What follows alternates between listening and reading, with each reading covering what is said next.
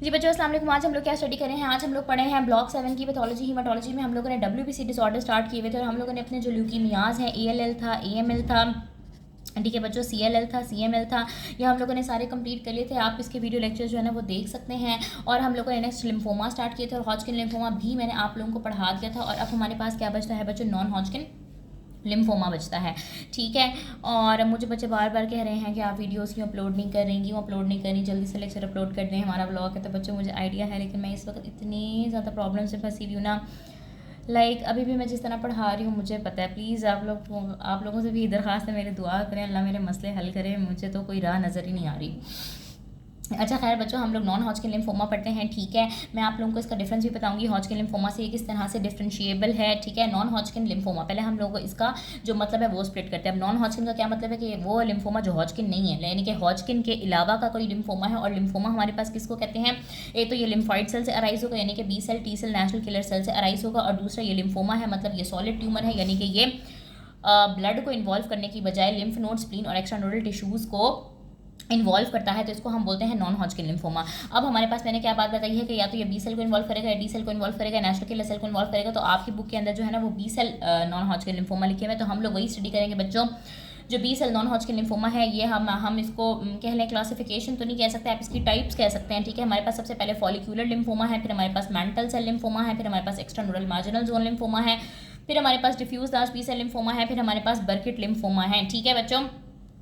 बहुत ज़्यादा इंपॉर्टेंट तो नहीं कह सकते, लेकिन ये टॉपिक्स आप लोगों ने करने हैं, छोड़ नहीं सकते आप लोग इनको। इसमें से जो है ना वो MCQs आ जाते होते हैं। कौन कौन से MCQs आते हैं ये भी मैं आपको आगे चल के बताती हूँ, ठीक है। तो सबसे पहले तो आप लोग को ये पता होना चाहिए कि नॉन हॉजकिन लिम्फोमा को हम हॉजकिन लिम्फोमा से डिफरेंशिएट कैसे करते हैं। हमें कैसे पता चलेगा कि ये हॉजकिन लिम्फोमा है या नॉन हॉजकिन लिम्फोमा है?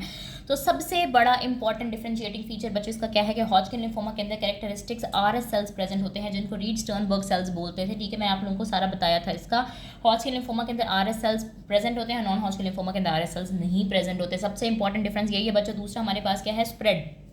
इसके अंदर जो लिम्फ नोड्स इन्वॉल्व होते हैं वो कंटीजियस, यानी कि साथ वाले लिम्फ नोड्स इन्वॉल्व होते हैं, ठीक है। ऐसा नहीं कि एक लिम्फ नोड यहाँ का एक लिम्फ नोड यहाँ का इन्वॉल्व होगा, साथ वाले लिम्फ नोड्स इन्वॉल्व होते हैं। और इसके अंदर ऐसा नहीं होता बच्चों। नॉन हॉजकिन लिम्फोमा के अंदर नॉन कंटीजियस स्प्रेड होता है। फिर हम लोग बात करते हैं एक्स्ट्रा नोडल डिजीज़ की। एक्स्ट्रा नोडल डिजीज़ जो है ना, इसका स्क्रीनशॉट आप लोग ले लो, ठीक है। मैं कोशिश करूँगी कि अपने इंस्टा पे अपलोड कर दूँ, लेकिन बस मुझे टाइम ही नहीं मिलता। एक्स्ट्रा नोडल डिजीज़ जो है ना वो हॉजकिन लिम्फोमा के अंदर क्या होती है? लेस कॉमन होती है, यानी कि लिम्फ नोड्स के अलावा कहीं और किसी ऑर्गन वगैरह को ये इन्वॉल्व इतना नहीं करता जितना नॉन हॉजकिन लिम्फोमा करता है। फिर हम लोग बात करते हैं ट्यूमर सेल्स की। इसके अंदर कम ट्यूमर सेल्स होते हैं, इसलिए मैंने आपको बात की थी कि यहाँ पर एक ट्यूमर सेल होता है और उसके इर्द गिर्द बाकी भीड़ होती है सारी, यानी कि लिम्फोसाइट भी आ रहे होते हैं, मैक्रोफेजेस भी आ रहे होते हैं, ठीक है। और यहाँ पे जो ट्यूमर सेल्स होते हैं नॉन हॉजकिन लिम्फोमा के अंदर ये बहुत ज़्यादा होते हैं। सेल का ओरिजिन क्या होता है कि हॉजकिन लिम्फोमा हमारे पास B सेल से अराइज करा होता है, या B, T या नेचुरल किलर सेल्स किसी से भी अराइज कर सकता है। आपकी बुक के अंदर भी बच्चों एक टेबल बना हुआ है, मैं आप लोगों को वो भी साथ साथ दिखा देती हूँ, ठीक है। हॉजकिन लिम्फोमा किधर गया? हाँ जी, ये वाला टेबल बना हुआ है बच्चों, पता नहीं नजर आ भी रहा है कि नहीं। Hodgkin lymphoma non Hodgkin lymphoma का उसने यही डिफरेंस बताया हुआ है कि more often localize to single axial group of node, ठीक है। सर्वाइकल, मीडियास्टल, पैरा आयोर्टिक के अंदर नॉन हॉजकिन लिम्फोमा जो है ना मोर frequent involvement of multiple lymph node group. ये हमारे पास सबने कंटिग्यूटी बताया हुआ है, ये नॉन कंटीजियस स्प्रेड है। इसके अंदर मेसेंटेरिक नोड्स और वेल्डियर रिंग जो है ना रेयर इन्वॉल्व होता है बच्चों। ये एनाटॉमी की चीज़ें हैं, मुझसे ज़्यादा आपको पता होंगी, वेल्डियर रिंग वगैरह। और इसके अंदर एक्सटर्नल इन्वॉल्वमेंट अनकॉमन है और इसके अंदर कॉमन है। बाकी जो क्लासिफिकेशन बनी हुई है बच्चों, इतनी ज़्यादा कोई इंपॉर्टेंट चीज़ नहीं है, ठीक है। आप लोग खुद से पढ़ लेना, कहोगे तो मैं भी पढ़ा दूंगी। तो हम लोग ना टाइप्स पे आते हैं डायरेक्टली, क्योंकि बच्चों का ब्लॉग है, उन्होंने पढ़ना है, वो कहना है जल्दी से आप ही वीडियोज़ अपलोड करें, सही है। तो हम लोग सबसे पहले स्टार्ट करते हैं इसकी पहली टाइप से। हमने क्या पढ़ा था कि इसकी 5 तरह की हमने टाइप्स पढ़ी थी ना, फॉलिक्यूलर थी, मेंटल थी, एक्सटर्नल मार्जिनल थी, ठीक है, डिफ्यूज लार्ज B सेल थी और बर्किट थी। तो सबसे पहले हम लोग स्टार्ट करते हैं फॉलिक्यूलर लिम्फोमा से। बच्चों जितने भी नॉन हॉजकिन लिम्फोमा है 30% नॉन हॉजकिन लिम्फोमा हमारे पास फॉलिक्यूलर लिम्फोमा होते हैं। पैथोजेनेसिस इसकी क्या है हमें पता है, कोई भी कैंसर होता है, कोई भी ट्यूमर होता है, कोई भी लिम्फोमा होता है, उसके अंदर क्या होती हैं? म्यूटेशंस होती हैं, ठीक है। क्रोमोसोम के अंदर, DNA के अंदर चेंजेस होते हैं। अब इसके अंदर हमारे पास क्या होता है? 14-18 ट्रांसलोकेशन, ठीक है। 14-18 ट्रांसलोकेशन का क्या मतलब है कि जो 14 क्रोमोसोम है इसके ऊपर कोई जीन होगी और 18 क्रोमोसोम इसकी कोई जीन होगी, या तो ये फ्यूज़ हो जाएंगे या तो ये स्वैप हो जाएंगे, ठीक है। तो 14 पे हमारे पास क्या होता है? IGH लोकस होता है और 18 पे हमारे पास BCL2 जीन होती है। तो इस लिम्फोमा के अंदर, फॉलिक्यूलर लिम्फोमा के अंदर बेसिकली BCL2 का ओवर एक्सप्रेशन होता है। अगर आपको याद हो तो CLL के अंदर भी यही चीज़ हो रही थी बच्चों, BCL2 का ओवर एक्सप्रेशन। हमें पता है BCL2 क्या करता है, BCL2 एपोप्टोसिस को इनहिबिट करता है। एपोप्टोसिस क्या होती है, सेल्स की जो एक डेथ का प्रोसेस होता है, एक जो प्रोग्राम सेल डेथ का प्रोसेस होता है उसको इनहिबिट करता है। जब एपोप्टोसिस नहीं होगी यानी कि प्रोग्राम सेल डेथ नहीं होगी, सेल मरेंगे ही नहीं, सेल्स जिंदा रहेंगे, उनके अंदर म्यूटेशन आती जाएंगी, वो डिवाइड होते जाएंगे, तो क्या हो जाएगा, बॉडी के अंदर लिम्फोमा या कैंसर डेवलप हो जाएगा। तो अब तक हमने क्या पढ़ा है कि फॉलिकुलर लिम्फोमा के अंदर क्या पैथोजेनेसिस होती है, 14-18 ट्रांसलोकेशन होती है और इसके नतीजे में BCL2 का ओवर एक्सप्रेशन होता है। तो ये मैं आप लोगों को एक फ्लो चार्ट की हेल्प से भी समझा देती हूँ। कोशिश तो मैं करती हूँ बच्चों कि आप लोगों को सारी बातें क्लियर हो जाएं, आपके बहुत अच्छे से नोट्स बन जाए, क्योंकि रॉबिन्स के अंदर इतनी क्लियरली बातें एक्सप्लेन नहीं होती, हर चीज़ की खिचड़ी पकाई हुई और लैंग्वेज बहुत मुश्किल यूज़ करती है रॉबिन्स, ठीक है। तो 14-18 ट्रांसलोकेशन होती है, BCL2 का ओवर एक्सप्रेशन होता है, एपोप्टोसिस ब्लॉक हो जाती है, बी सेल्स वहाँ पे एक्यूमुलेट हो जाते हैं, फॉलिकुलर लिम्फोमा बॉडी के अंदर डेवलप हो जाता है। अब बच्चों इसकी आगे मॉर्फोलॉजी पढ़ने से पहले मैं चाहती हूँ कि आप थोड़ा सा टाइम दो लिम्फ नोड और लिम्फॉइड फॉलिकल को समझने में, ठीक है। ये समझोगे ना तो आगे वाले 3 टॉपिक्स आसान है, बस इतनी सी बात समझ लो। और ये आपकी बुक के अंदर नहीं लिखी हुई, लेकिन ये समझने के लिए बहुत इंपॉर्टेंट है, ठीक है। जो हमारे पास लिम्फ नोड होता है ना, उसके 3 पार्ट्स होते हैं। एक होता है हमारे पास कॉर्टेक्स, एक होता है पैराकॉर्टेक्स, एक होता है मेडल्ला। अब कॉर्टेक्स के अंदर हमारे पास ना लिम्फॉइड फॉलिकल्स बनते हैं। लिम्फॉइड फॉलिकल्स क्या होते हैं, बेसिकली बी लिम्फोसाइट का कलेक्शन, यानी कि बी लिम्फोसाइट का कलेक्शन तो एबनॉर्मल ही है ना, ज़ाहिर है एबनॉर्मेलिटी है लिम्फॉइड फॉलिकल का बनना। और लिम्फॉइड फॉलिकल कहाँ बन रहे हैं, कॉर्टेक्स के अंदर बन रहे हैं।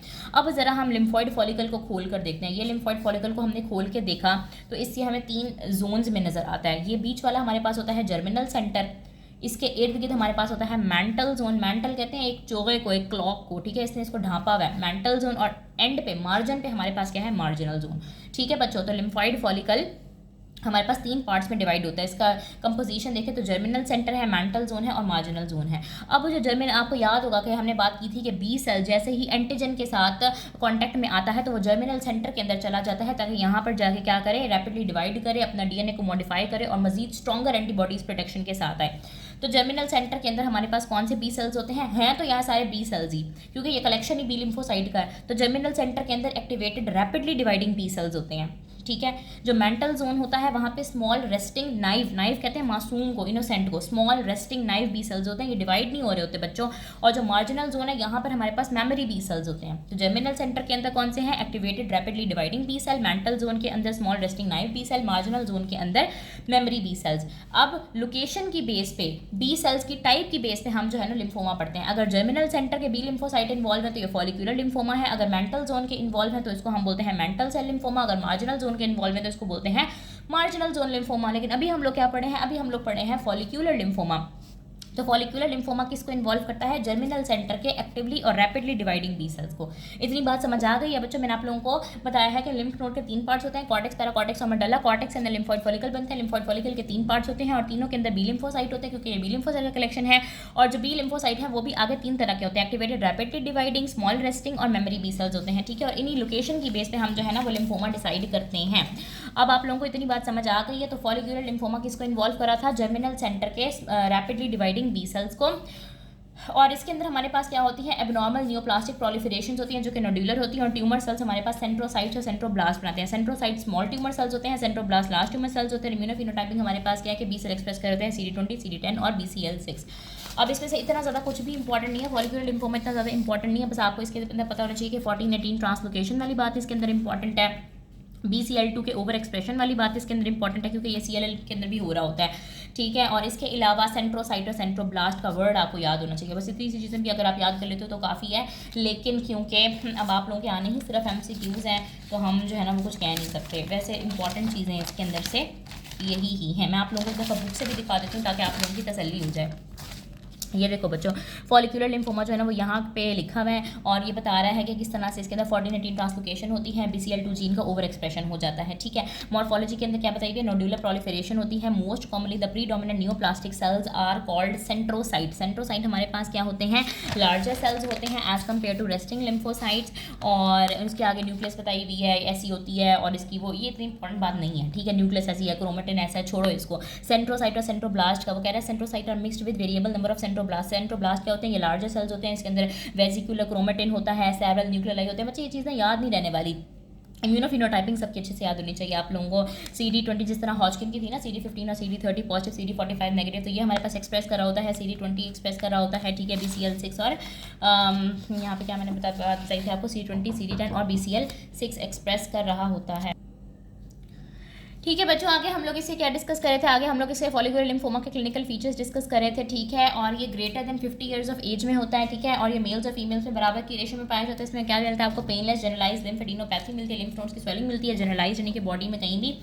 ये क्योरेबल नहीं है और ये प्रोग्रेस होकर diffuse large B cell lymphoma बना सकता है। और ये क्या होता है, ये हम लोग आगे नेक्स्ट वीडियो में पढ़ेंगे, ठीक है। मैं आप लोगों को बुक से भी दिखा देती हूँ क्या लिखा हुआ है कि फॉलिकुलर लिम्फोमा जो है ना वो एडल्ट्स में होता है, 50 ईयर्स से ज़्यादा होता है, पेनिसिलिन लिम्फेडिनोपैथी होती हैं। और वो कह रहा है कि इसका मीडियन, इसकी नेचुरल हिस्ट्री लॉन्ग है, मीडियन सर्वाइवल है अप्रॉक्सीमेटली 10 साल का, लेकिन ये क्योरेबल नहीं है। और उसके बाद वो यही कह रहा है कि ये डिफ्यूज आज बी सेल लिम्फोमा के अंदर कन्वर्ट हो सकता है। तो उम्मीद है बच्चों यहाँ तक आप लोगों को बात समझ में आ गई होगी। फॉलिकुलर लिम्फोमा में हम लोगों ने क्या क्या चीज़ें स्टडी की हैं कि इसके अंदर 14-18 ट्रांसलोकेशन होती है, BCL2 का ओवर एक्सप्रेशन होता है, इसकी वजह से पॉप प्रोसेस ब्लॉक हो जाती है, सेल सर्वाइव करते हैं, प्रोलॉन्ग बी सेल्स एक्यूमुलेट होते हैं, फॉलिकुलर लिम्फोमा डेवलप हो जाता है। और पेनलेस जनरलाइज्ड लिम्फेडिनोपैथी है, CD20, BCL6 और CD10 के बारे में आपको बता दिया। और ये जर्मिनल सेंटर के बी सेल्स को इन्वॉल्व कर रहा होता है। अब नेक्स्ट हमारे पास क्या आ जाता है बच्चों, जो नेक्स्ट हमारे पास टाइप है that is mantle cell lymphoma. Follicular lymphoma हम लोगों ने क्या कर लिया है कंप्लीट। अब नेक्स्ट हमारे पास क्या है, मैंटल सेल लिम्फोमा। अब जितने भी नॉन हॉजकिन लिम्फोमा है उसके अंदर ये एकम्पनाई करता है 6%, और ये हमारे पास greater than 50 years of male में होता है। बच्चों आपने याद रखना है, M से मैंटल, M से मेल। अब इसकी पैथोजेनेसिस क्या होती है बच्चों, इसके अंदर कौन सी आपके पास ट्रांसलोकेशन है। पीछे हमारे पास फॉलिकुलर लिम्फोमा के अंदर क्या थी, 14-18 ट्रांसलोकेशन थी। मेंटल के अंदर हमारे पास क्या है, 11-14 ट्रांसलोकेशन है, ठीक है। वहाँ पे 14-18 थी इन फॉलिकुलर। देखो F से फॉलिकुलर, F से 14, ठीक है, 14 से स्टार्ट हो रहा है, फॉलिकुलर भी F से स्टार्ट हो रहा है, 14 भी F से स्टार्ट होता है। और जो मेंटल सेल लिम्फोमा है ये हमारे पास क्या है, 11-14 ट्रांसलोकेशन है। अब इसकी पैथोजेनेसिस क्या होती है, बेसिकली 11-14 ट्रांसलोकेशन होने की वजह से जो साइक्लिन D1 होता है और जो IGH लोकस होता है ये क्या हो जाता है, फ्यूज़। और इस फ्यूजन की वजह से हमारे पास साइक्लिन D1 की ओवर प्रोडक्शन हो जाती है, जिसकी वजह से सेल्स जो है ना वो कॉन्टिन्यूसली डिवाइड करते रहते हैं, G सेल से S फेज के अंदर कॉन्टिन्यूसली एंटर होते रहते हैं। तो आपने क्या याद करना है इसमें से, 11-14 ट्रांसलोकेशन और साइक्लिन D1 की ओवर प्रोडक्शन, ठीक है। अब इसकी आपको मॉर्फोलॉजी एक्सप्लेन कर देती हूँ, ठीक है।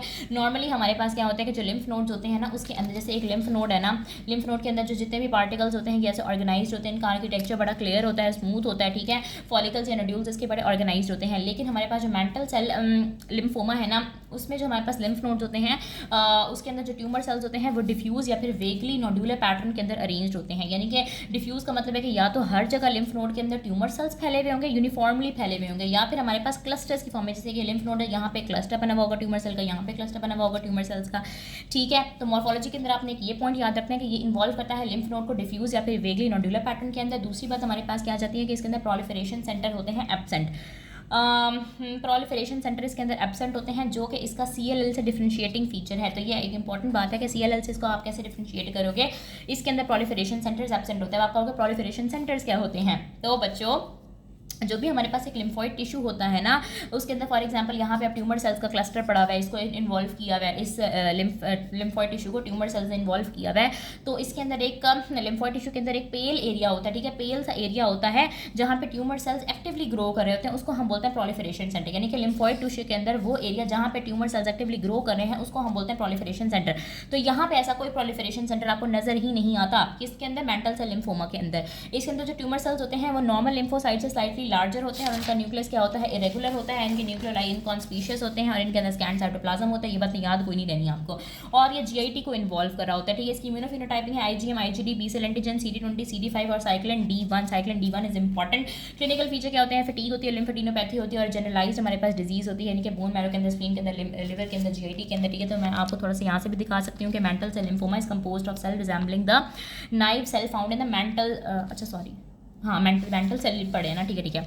तो अच्छा, जैसे कि हमने पीछे यहाँ पर बात की थी बच्चों, सारी बातें इसी से ही अराइज होती हैं। आज के पूरे लेक्चर का जो माखज़ है ना वो यही है कि जो भी हमारे पास लिम्फॉइड फॉलिकल होता है ना उसके 3 पार्ट्स है, जर्मिनल सेंटर था, मेंटल जोन था और मार्जिनल जोन था।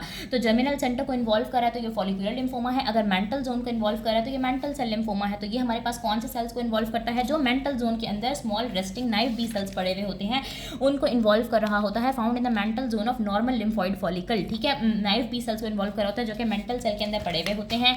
नेक्स्ट आपको बता रहा है यहाँ पे पैथोजेनेसिस बता रहा है कि इसके अंदर 11-14 ट्रांसलोकेशन होती है जो कि फ्यूज़ कर होता है साइक्लिन D1 जीन को IGH लोकस के साथ, और ये translocation leads to over expression of cyclin D1। फिर इसकी मॉर्फोलॉजी आ जाती है, ये इन्वॉल्व करता है लिम्फ नोड को डिफ्यूज या फिर वेगली नोडुलर पैटर्न के अंदर। प्रोलिफरेशन सेंटर इसके एब्सेंट होते हैं जो कि इसका डिफरेंशिएटिंग फीचर है CLL से या फिर SLL से, ठीक है। और आगे बताया हुआ है कि ये The tumor sometimes involves the GIT tract, often manifesting as a multifocal submucosal nodules that grossly resemble polyps।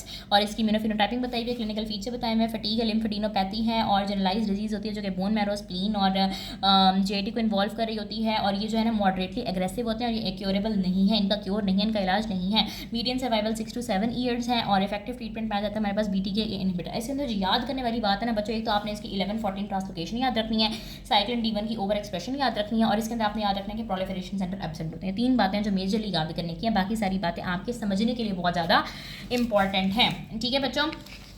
Next हमारे पास क्या आ जाता है, नेक्स्ट हमारे पास आ जाता है marginal extra nodal marginal zone lymphoma. तो बच्चों यहाँ तक हम लोगों ने क्या क्या चीज़ें स्टडी की, यहाँ पे हम लोग नॉन हॉस्किन लिम्फोमा पढ़े, हम लोगों ने फॉलिक्यूलर लिम्फोमा पढ़ा, हम लोगों ने मेंटल सेल लिम्फोमा पढ़ा। अब हम पढ़े हैं extra nodal marginal zone lymphoma. अब जैसे नाम बता रहा है बच्चों एक्स्ट्रा नोडल, इसको माल्ट लिम्फोमा या फिर माल्टोमा भी कहते हैं, ठीक है। काफ़ी ज़्यादा इंपॉर्टेंट है ये बच्चों, इसमें से MCQ आता होता है। क्या आता है ये भी मैं आपको बताती हूँ। एक्स्ट्रा नोडल का क्या मतलब है, एक्स्ट्रा नोडल का मतलब है आउटसाइड द लिम्फ नोड्स, यानी कि लिम्फ नोड्स को छोड़ के जो बाकी हमारे पास ऑर्गन्स होते हैं ना, ये इसको इन्वॉल्व करता है, ठीक है। मार्जिनल जोन का क्या मतलब है कि ये मार्जिनल जोन के B सेल्स को इन्वॉल्व करता है। मार्जिनल जोन अगर आपको याद हो, मैंने अभी आपको बताया बच्चों के जो लिम्फॉइड फॉलिकल होते हैं इसके 3 पार्ट्स होते हैं, जर्मिनल सेंटर, एक मेंटल जोन, एक मार्जिनल जोन।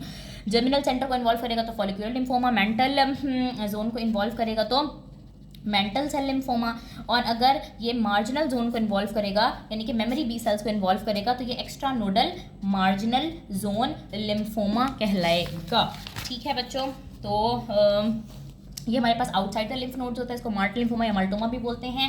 लोकेशन क्या होती है, म्यूकोजल साइट्स को। अब हमने बात की कि लिम्फ नोड्स को इन्वॉल्व नहीं करा, लिम्फ नोड्स के बाहर वाली जगहों को इन्वॉल्व करे, तो बाहर वाली कौन सी जगहों को, जो हमारे पास एपिथेलियल टिश्यूज होते हैं ना बच्चों, उनको ये इन्वॉल्व करता है, यानी कि खास तौर पर स्टमक है, आपने इंपॉर्टेंट है ये बात याद रखनी है। स्टमक, स्लाइवरी ग्लैंड, स्मॉल या फिर लार्ज बाउल यानी कि इंटेस्टाइन्स, लंग्स, ऑर्बिट, ब्रेस्ट वगैरह।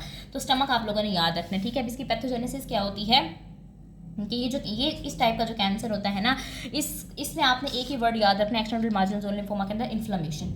ये अराइज करता है within and sustain by chronic inflammation. इस कैंसर का जो मेजर सपोर्टर है ना वो इन्फ्लेमेशन है, ठीक है, क्योंकि इन्फ्लेमेशन हमारे पास इन्फ्लेमेशन जब भी होती है बॉडी के अंदर तो साइटोकाइंस रिलीज होते हैं, और साइटोकाइंस इसके सपोर्ट होती है, इसका न्यूट्रिशन होता है। तो ये कैंसर अराइज करता है और सस्टेन होता है बाय क्रोनिक इन्फ्लेमेशन, ठीक है। ये डेवलप होता है उन टिश्यूज़ के अंदर जहाँ पे होती है क्रोनिक इन्फ्लेमेशन, यानी कि अब इन्फ्लेमेशन कब होती है, जब बंदे को कोई बहुत ज़्यादा लंबी चलने वाली इन्फेक्शन हो या फिर कोई ऑटो इम्यून डिजीज़ हो। मिसाल के तौर पर जैसे हमारे पास सलाइवरी ग्लैंड्स हैं, ठीक है, सलाइवरी ग्लैंड्स की इन्फ्लेमेशन, जॉगरन सिंड्रोम, थायराइड ग्लैंड की इन्फ्लेमेशन, हाशिमोतो थायरोडाइटिस, आपने पढ़ा भी होगा फिजियो के अंदर। और स्टमक के अंदर क्या होता है, एच पाइलोरी गैस्ट्राइटिस। अब ये इंपॉर्टेंट MCQ है बच्चों, एच पाइलोरी के नाम से ये जो है ना सिनेरियो आता होता है, और आप लोगों को पता चल जाना चाहिए कि ये extra nodal marginal zone lymphoma की बात हो रही है, ठीक है। अब नॉर्मली हमारे पास क्या होता है, एन का मतलब होता है नॉर्मली हमारे पास क्या होता है कि जो स्टमक होता है, बहुत गंदा सा मैंने स्टमक बनाया, स्टमक के अंदर क्या होता है, कोई लिम्फॉइड फॉलिकल नहीं होते, कोई B-T सेल्स एग्रीगेट नहीं होते, कोई TB सेल्स नहीं, T या B सेल्स नहीं होते, कोई लिम्फोमा नहीं होता। अब इस तरह के लिम्फोमा के अंदर क्या होता है कि एच पाइलोरी का मिसाल के तौर पर, अब ये हमने सिर्फ स्टमक की एक एग्जांपल लिया है बच्चों, ये कहीं पे भी हो सकता है, स्टमक के अंदर, ब्रेस्ट के अंदर, ऑर्बिट के अंदर, लंग्स के अंदर। स्टमक के हवाले से इंपॉर्टेंट बात इसलिए क्योंकि स्टमक के हवाले से MCQ आएगा। एच पाइलोरी की इन्फेक्शन हुई तो वहाँ पे क्या आ जाते हैं, इम्यून सेल्स आ जाते हैं, B सेल्स या फिर T सेल्स आ जाते हैं, और वहाँ पे क्या हो जाती है, क्रोनिक इन्फेक्शन। क्योंकि एच पाइलोरी हमारे पास बेसिकली एक बैक्टीरिया है बच्चों, हेलिकोबैक्टर पाइलोरी होता है इसका नाम, और ये कि हमारे पास क्या कॉज कर रहा होता है, ये हमारे पास गैस्ट्राइटिस कॉज कर रहा होता है, ठीक है। गैस्ट्राइटिस में क्या होता है कि स्टमक के अंदर बहुत ज़्यादा पेन होता है, एपिगैस्ट्रियम के अंदर, और बर्निंग सेंसेशन होती है, और ये जो है ना वो अल्सर्स भी कॉज कर सकता है। तो जैसे ही बंदे को एच पाइलोरी की इन्फेक्शन हुई ना, तो वहाँ पे बॉडी के इम्यून सेल्स आ गए, उसको ख़त्म करने के लिए B और T सेल्स आ गए, और हमारे पास वो क्रोनिक इन्फेक्शन की फॉर्म में प्रेजेंट करता है। तो स्टमक के अंदर क्या होना शुरू हो जाता है, स्टमक के अंदर T या B सेल्स के एग्रीगेट्स बनना स्टार्ट हो जाते हैं, इतने ज़्यादा B और T सेल्स आना शुरू हो जाते हैं कि उनको फिर हम लेबल करते हैं कि ये तो लिम्फॉइड फॉलिकल बन गए, जो कि नॉर्मली तो नहीं थे, लिम्फॉइड फॉलिकल बनना स्टार्ट हो जाते हैं। अब लिम्फॉइड फॉलिकल के अंदर अगर आपको याद हो तो एक मेंटल जोन होता है, एक जर्मिनल सेंटर होता है, एक मेंटल जोन होता है, और एक मार्जिनल जोन होता है, ठीक है। ये 3 चीज़ें होती हैं ना। अब मार्जिनल जोन के अंदर हमारे पास क्या एग्जिस्ट कर रहा होता है, मार्जिनल जोन के अंदर यहाँ पे हमारे पास एग्जिस्ट कर रहे होते हैं B सेल्स, ठीक है, ये हमारे पास B सेल्स एग्जिस्ट कर रहे होते हैं, और मेमोरी B सेल्स एग्जिस्ट कर रहे होते हैं। अब जो हमारे पास, ये तो बी सेल्स की बात हो गई, अब जो हमारे पास यहाँ पे टी सेल्स आए थे वो क्या कर रहे होते हैं, टी सेल्स या फिर टी हेल्पर सेल्स हमारे पास इन बी सेल्स को सपोर्ट कर रहे होते हैं, इनको कह रहे होते हैं कि ज़्यादा से ज़्यादा डिवाइड हो और एंटीबॉडीज़ बनाओ ताकि हमारे पास ये जो बैक्टीरिया है इसको एलिमिनेट किया जा सके। ठीक है बच्चों, आप लोगों को समझ आ रहा है कि जैसे एच पाइलोरी की इन्फेक्शन हुई, उस इन्फेक्शन के नतीजे में हमारे पास लिम्फॉइड फॉलिकल बनना स्टार्ट हो गए, बी और टी सेल्स के एग्रीगेट्स बनना स्टार्ट हो गए। तो टी सेल्स जो है ना, हेल्पर टी सेल्स, वो बी सेल्स को कहते हैं कि जल्दी जल्दी डिवाइड हो और क्या बनाओ, एंटीबॉडीज़ बनाओ। तो वो जल्दी जल्दी बी सेल्स इतना ज़्यादा जल्दी डिवाइड होते हैं कि उनके अंदर क्या आ जाती है, म्यूटेशन, और कौन सा, लिम्फोमा डेवलप हो जाता है, एक्स्ट्रानोडल मार्जिनल जोन लिम्फोमा डेवलप हो जाता है। अभी जो ट्यूमर सेल्स होते हैं ये किसके ऊपर डिपेंड कर रहे होते हैं, सर्वाइवल और ग्रोथ के लिए ये हमारे पास डिपेंड कर रहे होते हैं इन्फ्लेमेटरी साइटोकाइंस पे। ठीक है, इन्फ्लेमेटरी साइटोकाइंस का क्या मतलब है कि हमारे पास इन्फ्लेमेशन हुई भी ना बॉडी के अंदर बच्चों, एच पाइलोरी की इन्फेक्शन हुई, उसकी वजह से इन्फ्लेमेशन हुई भी, और वहाँ से हमारे पास इन्फ्लेमेटरी साइटोकाइंस रिलीज हो रहे हैं। कहाँ से, जो एच पाइलोरी के अगेंस्ट टी सेल्स थे वो हमारे पास साइटोकाइन रिलीज कर रहे होते हैं। साइटोकाइंस होता है ना, वो ट्यूमर सेल्स की सर्वाइवल और ग्रोथ के लिए बहुत ज़्यादा ज़रूरी होते हैं। तो बेसिकली हमारे पास क्या हो रहा है कि जो टी सेल्स रिएक्ट कर रहे थे अगेंस्ट एच पाइलोरी, वो साइटोकाइन रिलीज कर रहे होते हैं। साइटोकाइन बेसिकली सर्वाइवल सिग्नल है। साइटोकाइन जो है ना वो ट्यूमर बी सेल्स को ग्रो करने में हेल्प करता है, और उसके अंदर जब अच्छा पहले तो साइटोकाइंस के ऊपर वो डिपेंड कर रहे होते हैं, लेकिन बाद में क्या होता है कि जो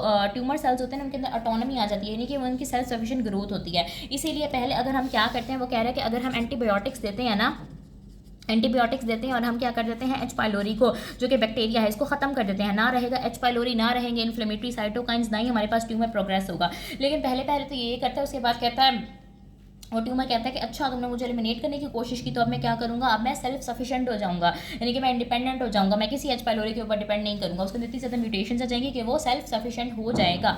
अब आगे वो ये कह रहे हैं कि जो एडवांस ट्यूमर होता है ना, ये हमारे पास इतना ज़्यादा स्प्रेड हो जाता है कि ये aggressive diffuse large B cell lymphoma के अंदर भी कन्वर्ट हो सकता है। तो बच्चों इस पैराग्राफ के अंदर वो सारी यही बातें कर रहा है। अब मेरे पास टाइम नहीं, वरना मैं आपको पूरा पढ़ के बताती, और अगर आप लोगों को इसमें से कुछ भी समझना है, कुछ भी, तो मैं आप मुझसे कमेंट में पूछ सकते हो। ठीक है, नेक्स्ट उससे यहाँ पे मॉर्फोलॉजी बताई हुई, मैं आपको बुक से बता सकती हूँ। वो कह रहा है क्लोनल बी सेल्स मतलब कि मुझे एक बी सेल म्यूटेशन आई थी, एक बी सेल खराब हुआ था, फिर उसने अपने जैसे बी सेल्स प्रोड्यूस करी तो उसका क्लोन बन गया ना, मोनोक्लोनल हो गया। B cells characteristically infiltrate the epithelium of involve tissue often collecting in small aggregates that are called lymphoepithelial lesion. वो यही कह रहा है बच्चों के ये जो बी सेल था इसने जो है ना वो एपिथेलियम को इन्वेड करना स्टार्ट कर देगा और वहाँ पे एग्रीगेट्स बनाना शुरू कर देगा, उसको बोलेंगे लिम्फोएपिथेलियल लीजन्स। तो बच्चों इसमें से ज़्यादा इंपॉर्टेंट एमसीक्यू क्या है, एच पाइलोरी, गैस्ट्राइटिस, इन्फ्लेमेशन, ये वर्ड जहाँ पे यूज़ होगा वहाँ पे आपने आंखें बंद करके एक्स्ट्रानोडल मार्जिनल जोन लिम्फोमा लगा देना है। ठीक हो गया बच्चों। आगे इसकी इम्यूनोफिनोटाइपिंग बताई हुई है, CD20 एक्सप्रेस कर रहा होता है, कभी कभार IgM भी एक्सप्रेस कर रहा होता है। क्लिनिकल फीचर्स हमारे पास क्या है कि स्लाइवरी ग्लैंड्स, अगर जिस हिस्से को इन्वॉल्व कर रहा होगा उसकी स्वेलिंग स्टार्ट हो जाएगी। स्लाइवरी ग्लैंड को इन्वॉल्व करे तो वहाँ पे स्वेलिंग हो जाएगी। थायराइड को इन्वॉल्व करे तो उसकी, ऑर्बिट को इन्वॉल्व करे तो उसकी। वो कह रहे हैं कि एक्सीडेंटली एच पाइलोरी गैस्ट्राइटिस के अगर आपको पता चल जाता है कि आपको एच पाइलोरी इंड्यूस गैस्ट्राइटिस है तो एक्सीडेंटली जो है ना आपको ये भी पता चल सकता है कि आपको एक्स्ट्रानोडल मार्जिनल जोन लिम्फोमा डेवलप हो रहा है, या फिर माल्टोमा डेवलप हो रहा है। इसीलिए जो एच पाइलोरी है ना, अगर ये बहुत लंबे अरसे तक हो तो हम बायोप्सी भी करवा कर देखते हैं कि बंदे को एक्स्ट्रानोडल मार्जिनल जोन लिम्फोमा तो नहीं डेवलप हो रहा है। लेकिन ये होता है ऐसा है कि क्रोनिक कंडीशन में, यानी कि 5 से 20 साल लग जाते हैं इसको डेवलप होने में। अब हमारे पास नेक्स्ट 2 टॉपिक रह गए हैं। एक हमारे पास है diffuse large B cell lymphoma और दूसरा हमारे पास है बर्किट लिम्फोमा, जो कि काफ़ी ज़्यादा इंपॉर्टेंट है। फिर आप लोगों को मैं इंशाल्लाह मल्टीपल माइलोमा का लेक्चर डिलीवर कर देती हूँ और उसके बाद से ये हमारे पास जो है ना वो तकरीबन कंप्लीट हो ही जाता है। तो नेक्स्ट हमारे पास क्या रह जाता है, ब्लीडिंग डिसऑर्डर्स हैं। इसके अंदर हमारे पास जो है ना वो DIC वगैरह ये भी काफ़ी इंपॉर्टेंट है, तो मैं कोशिश करती हूँ कि इसके लेक्चर्स अपलोड कर दूँ। इसके अलावा आपको किसी भी सब्जेक्ट के लेक्चर चाहिए हो ना तो बच्चों आप लोगों ने मुझे कमेंट में लाजमी बताना है और प्लीज़ मेरे चैनल को सब्सक्राइब करना है। ठीक है बच्चों।